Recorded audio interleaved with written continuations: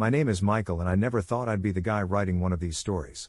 I always believed family was sacred, that the people closest to you would have your back no matter what. Man, was I wrong. I built my construction business from nothing.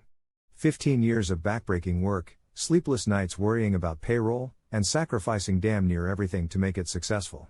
By last year, we were finally doing well, clearing over $2 million in annual revenue with healthy profits. Nothing fancy, just honest work that supported 30 employees and their families. I was proud of what I built. My wife Jennifer and I had been married for 12 years.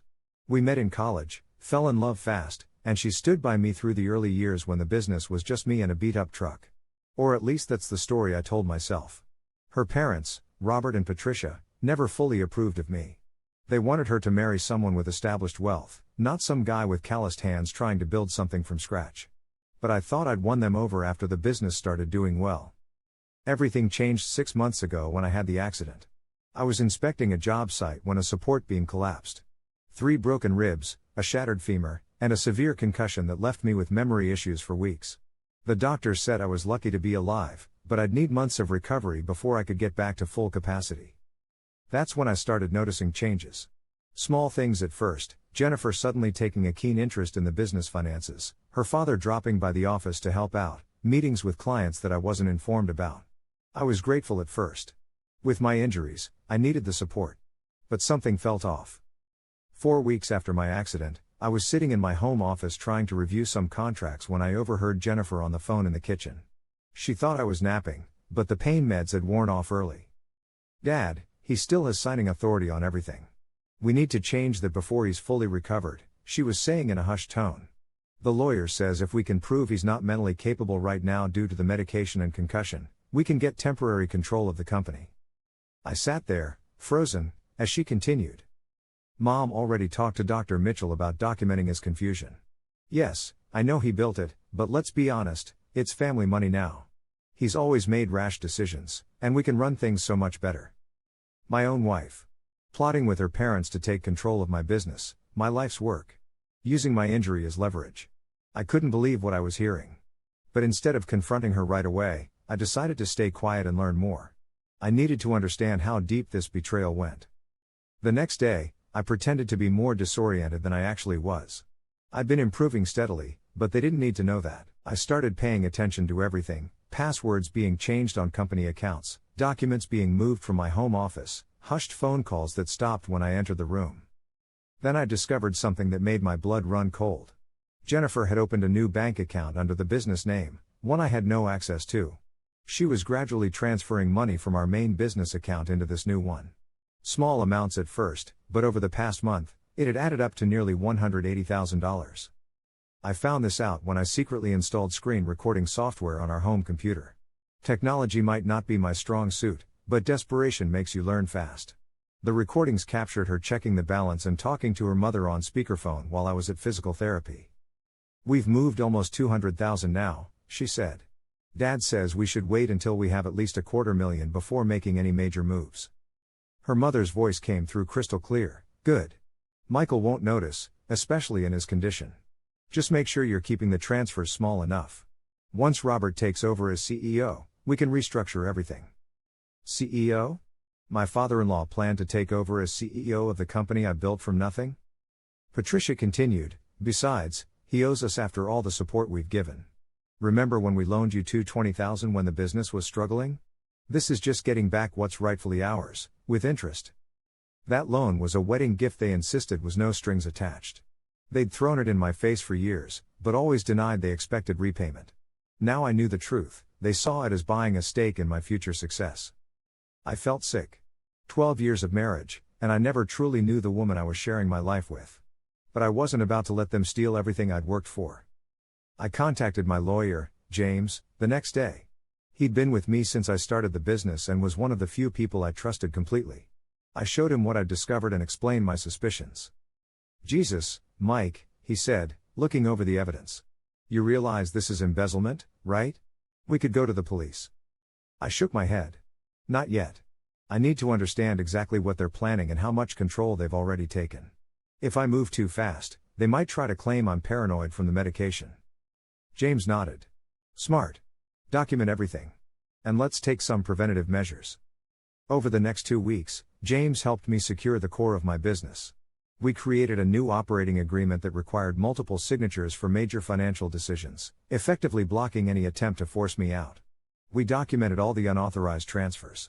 And most importantly, we quietly froze the hidden account where they'd been storing the diverted funds. All the while, I continued to play the role of the injured, somewhat confused husband who was grateful for all the help my in-laws were providing. The performance I put on wasn't entirely an act. The pain was real. Not just the physical pain from my injuries, but the gut-wrenching betrayal that kept me awake at night. How do you sleep beside someone who's plotting against you? How do you look into the eyes of the woman you've loved for over a decade and see only a stranger? But I kept my composure. Every time Jennifer explained business details to me like I was a child, every time Robert pompously talked about decisions he'd made regarding my company, every time Patricia patted my hand with fake concern, I smiled and thanked them. All while documenting everything. About a month after discovering their scheme, Jennifer approached me with some documents. "Michael, honey," she said, her voice syrupy sweet, "Dad and I have been talking to the lawyer about reducing your stress during recovery. These papers will just temporarily give us authority to handle the business decisions while you focus on getting better." She slid the papers toward me, a document that would effectively remove me as the primary decision maker of my own company. It was basically a voluntary relinquishment of control. "This seems complicated," I said, feigning confusion. "Can I have some time to look them over?" She frowned slightly but recovered quickly. "Of course, but there's really nothing to worry about. It's standard procedure when someone is temporarily incapacitated." That night, I heard her on the phone with her father again. "He didn't sign right away," she was saying. "But he will. He trusts me completely." Her father's voice boomed through the speaker, "He better sign. We've already promised Martin we'd bring his company on as our primary supplier once we take over." Martin owned a competing materials supply company that had been trying to undercut my relationships with my vendors for years. He was also Robert's golf buddy. "I know, Dad. Once we have control, we can make whatever changes we want." Michael never understood the business side anyway. He's good with his hands, but the financial aspects were always beyond him. I nearly burst into the room right then. Beyond me? I built this business from scratch, navigated through a recession, secured major contracts, and maintained a perfect credit rating, all without their help. The disrespect was staggering. But I held back. Confronting them now would only give them time to cover their tracks. I needed to be strategic. The next day, Jennifer reminded me about the papers. "I was thinking, maybe we should have a little dinner party next weekend," I suggested. "To thank your parents for all their help. I'm feeling much better, and it would be nice to have something to look forward to." Jennifer seemed delighted by this, mistaking my suggestion for acceptance of my fate. "That's a wonderful idea. We could invite Martin too, you know, Dad's friend who's been giving us business advice." "Perfect," I smiled. "Let's make it special. Our home, Saturday at 7. I'll even try to help with the cooking." As soon as she left to call her parents, I texted James, "Saturday at 7. Be ready." The week leading up to the dinner was excruciating. I played my part perfectly, showing just enough improvement to be helpful but remaining dependent enough that they didn't suspect I knew anything. Jennifer even started treating me with something resembling her old affection, probably believing victory was within reach. Saturday arrived, and I made sure everything was perfect. I'd spent the day resting while Jennifer prepared an elaborate meal. By 6:30, the table was set beautifully, wine was breathing, and I was dressed in my best shirt, the one Jennifer had always said brought out my eyes. Robert and Patricia arrived first, both seeming particularly cheerful. Patricia hugged me with fake enthusiasm. "Michael, you're looking so much better. Though you still need to take it easy, I'm sure." Robert clapped me on the shoulder. "The business is running smoothly, son. Don't you worry about a thing. We've got it all under control." "I'm sure you do," I thought, but smiled warmly. "I can't thank you all enough for stepping in.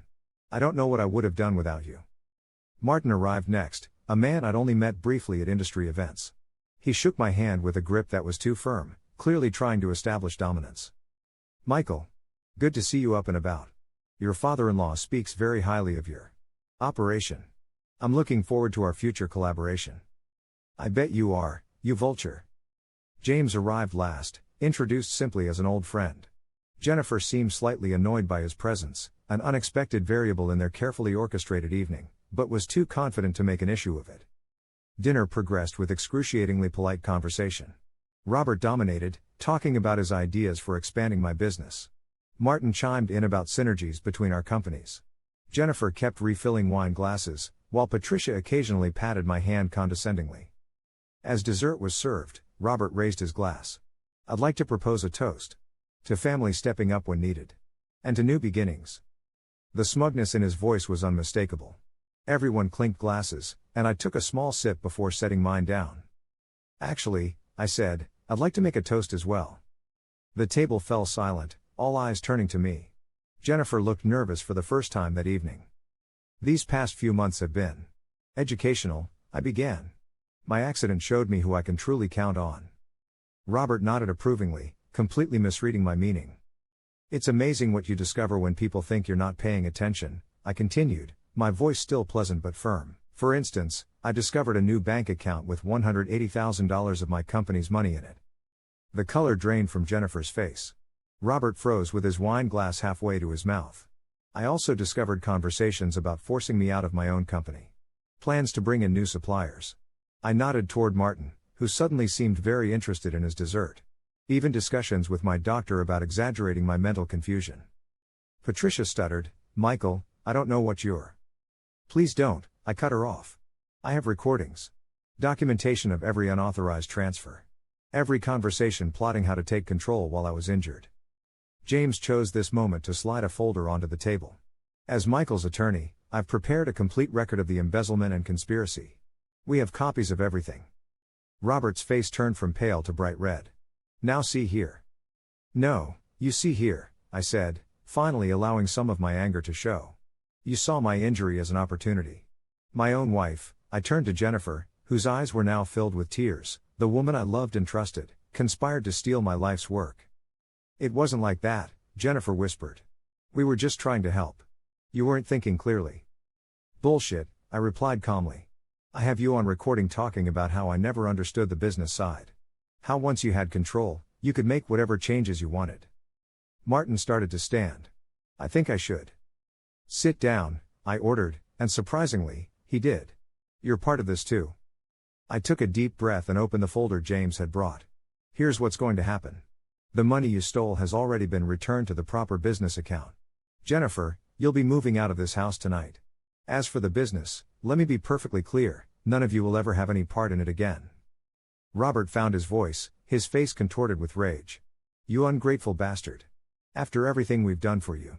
That business would be nothing without our connections, our support." I laughed, genuinely amused by his delusion. "Your connections? Your support?